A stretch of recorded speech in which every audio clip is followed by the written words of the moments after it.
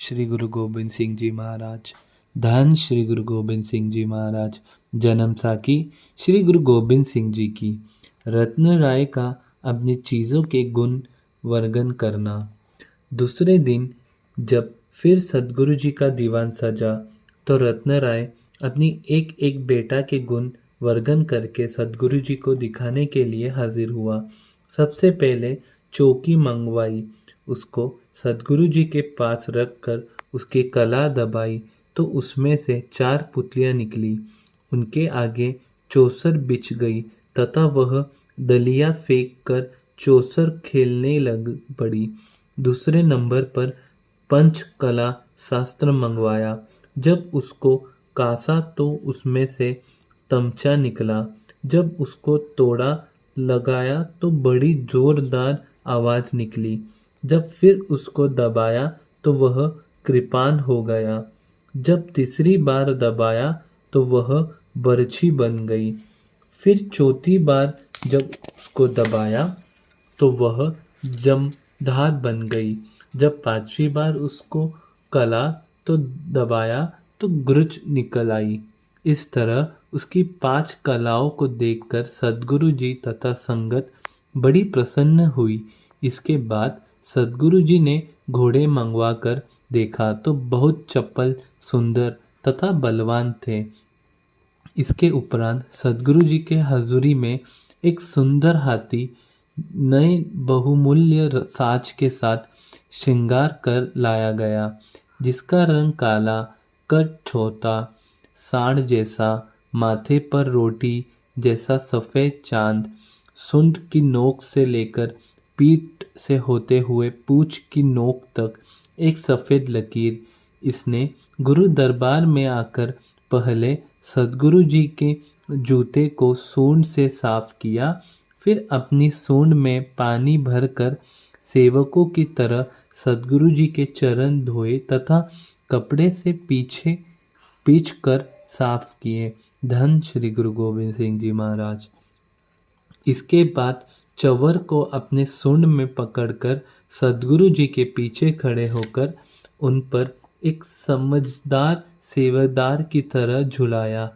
फिर सदगुरु जी ने अपने धनुष में से कुछ बाण चलाए, जिनको सूंड से इकट्ठा करके उसने सदगुरु जी के आगे लाकर रख दिए।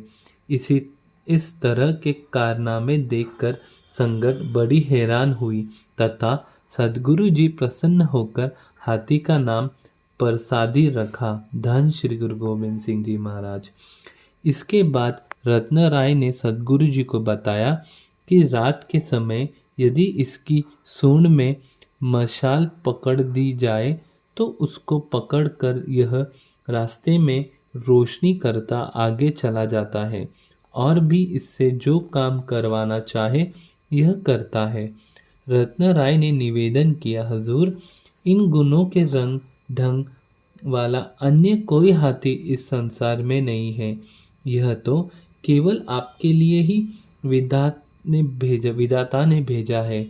रत्न राय के श्रद्धा भरे सुंदर वचन सुनकर सदगुरु जी ने उस पर बहुत खुशियां प्रकट की तथा फरमाया कि जिस तरह तुम बड़ी श्रद्धा तथा प्रेम से यह अद्भुत वस्तु हमारे लिए लाए हो, उसी तरह ही तुम्हारे इनका बहुत ही मीठा फल प्राप्त होगा। इस प्रसन्नता के साथ सदगुरु जी ने अपने चरणों का अमृत उसे पिलाकर अपनी सिक्की प्रदान की तथा वाहिगुरु मंत्र का जाप करने की आज्ञा की, जो कि मोक्ष का दात है। धन श्री गुरु नानक। धन श्री गुरु गोबिंद सिंह जी साहिब जी। वाहिगुरु। सदगुरु जी की प्रतिदिन अपने सिक्कों को साथ लेकर रत्न राय के साथ शिकार खेलने जाते, घोड़े दौड़ाते, शास्त्र चलाते तथा शिकार करते। कभी सतलुज के किनारे पानी में स्नान करते तथा एक दूसरे पर छींटे मारकर मनोरंजन करते रहते। कुछ समय आनंदपुर में इस तरह आनंद लेकर रत्न राय दीपमाला का त्यौहार देखकर सदगुरु जी से आज्ञा लेकर अपने देश आसाम को वापस चला गया। कुछ समय तो प्रसादी हाथी अपने साथ पर बंधा हुआ ही रताप खाता रहा। लेकिन एक दिन सदगुरु जी ने अपने सेवकों को कहा कर उसे खुला छोड़ दिया। प्रसादी बाहर बाजार में चलते जाते दुकानदारों की चीज़ें पकड़कर खा जाता। हलवाइयों की दुकान से लड्डू, पेड़ा, पूड़ी, कचौरी आदि जो दिखते सूंड में पकड़कर मुंह में डाल लेता। इसी तरह परेशान होकर एक दिन दुकानदार इकट्ठा होकर सदगुरु जी के पास फरियाद बनकर आ गए। उन्होंने कहा, सदगुरु जी, आपका प्रसादा सार दिन खुला फिरता रहता है अतः हमारा बहुत नुकसान करता है। हम आपसे डरते हैं, इसीलिए लाठी भी नहीं मार सकते।